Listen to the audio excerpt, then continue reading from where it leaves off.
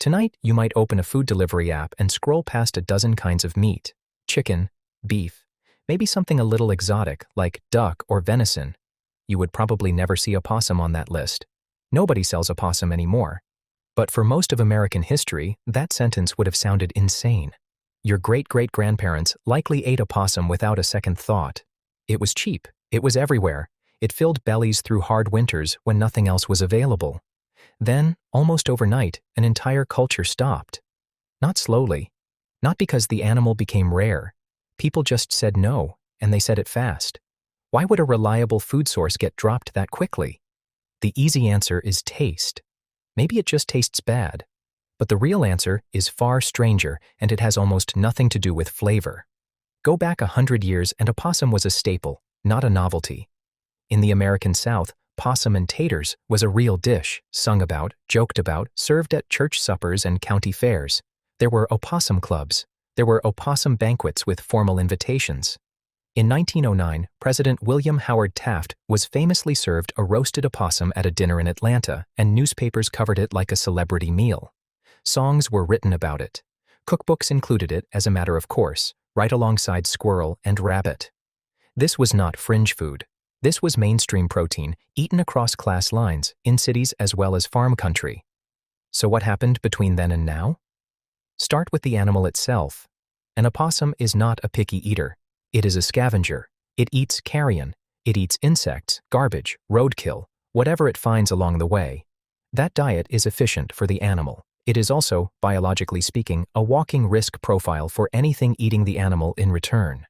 Scavengers accumulate pathogens the way a filter accumulates dirt over time. Trichinosis, leptospirosis, salmonella, tularemia.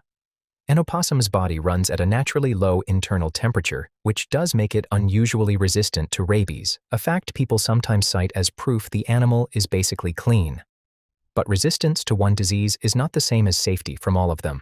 A low rabies risk says nothing about the parasites living in the same tissue. Here is where it gets interesting. Humans did not need a microscope to sense any of this. Long before anyone understood bacteria or parasites at a scientific level, your ancestors were already avoiding certain foods with something that felt like pure instinct. Psychologist Paul Rosen spent decades at the University of Pennsylvania studying disgust, and he found it was never a random emotion scattered across arbitrary triggers. It clustered tightly around exactly the things most likely to carry disease: spoiled meat, bodily waste, insects, animals associated with decay and filth. Disgust, in his framing, is not squeamishness. It is closer to an ancient alarm system, tuned by evolution to keep you away from invisible threats long before germ theory gave those threats a name. Does that alarm system still run in you today? It does. Every time you wrinkle your nose at expired milk before you consciously register the smell, that is the same circuit firing. You are not deciding in that moment. You are reacting the same way your ancestors reacted, milliseconds ahead of conscious thought. The disgust response gets even stronger when a food source is specifically a scavenger. Public health researcher Valerie Curtis, who led hygiene research at the London School of Hygiene and Tropical Medicine, argued across her career that disgust evolved as a parasite avoidance system first and a social emotion second. Her research pointed to certain categories that trigger near-universal aversion across cultures with almost no variation. Carrion eaters sit near the very top of that list, right alongside rot, bodily fluids, and visible decay. Not because people in every culture consciously reasoned through the biology involved, because the aversion was already built in, shaped by countless generations of ancestors who got sick or didn't, based on what they chose to put in their mouths. So if the instinct was always there, sitting quietly underneath everything, why did people eat a possum for so long in the first place? Because instinct is not the only force at work inside you. Hunger overrides a lot. When food is scarce, the ancient alarm gets quieted by a louder, more immediate signal: survival. Right now, tonight. During difficult economic periods, in rural areas without easy access to farmed meat, a possum was abundant, free, and filling in a way few other options were. The disgust system did not disappear during those years. It just lost the argument to necessity over and over, meal after meal. Then, in the span of a few decades, the argument changed completely. Through the early and mid-20th century, refrigeration spread into ordinary homes across the country. Meat inspection became standardized under federal regulation. Chicken and beef became cheap, safe, and available almost everywhere, even in poor and rural communities that had never had reliable access before. The moment a clean, low-risk protein became just as accessible as a scavenger animal, something predictable happened, and it happened fast. People stopped choosing the riskier option, not because a law told them to stop eating opossums specifically, not because opossums suddenly became more dangerous than they had always been. The danger inside the animal had not changed at all. The alternative sitting next to it on the shelf had. This is the counterintuitive twist sitting at the center of the whole story. You might assume the decline of opossum eating was driven by changing taste, or by regulation, or by opossums somehow becoming dirtier over time as habitats shifted. None of that is really true, or at least none of it is the main driver. What changed was the cost of finally listening to an instinct that had been sitting there the entire time, waiting. Once a low-risk option was reliably on the table, the ancient aversion, the one Rosin and Curtis both traced back to disease avoidance, was finally free to win the argument it had been quietly losing for generations. Psychologist Mark Schaller, working out of the University of British Columbia, has a name for the broader system behind all of this. He calls it the behavioral immune system, a set of psychological responses, mostly emotional and often entirely unconscious, that push people away from anything resembling a disease threat, well before the body's actual immune system ever gets involved. According to Schaller's research, this system does not just react to obvious, visible signs of illness in front of you, it reacts to categories, scavengers, rot, anything associated, even loosely or symbolically, with decay and contamination. Notice something important about that. This system does not care about facts or statistics or nutrition labels. It cares about pattern matching, fast and automatic, the same way it always has. That is why the shift away from opossum happened so quickly, almost overnight by the standards of cultural change. It was not a slow, decades-long erosion of taste preference drifting gradually downward. It was a psychological threshold being crossed all at once, in millions of kitchens, around the same time.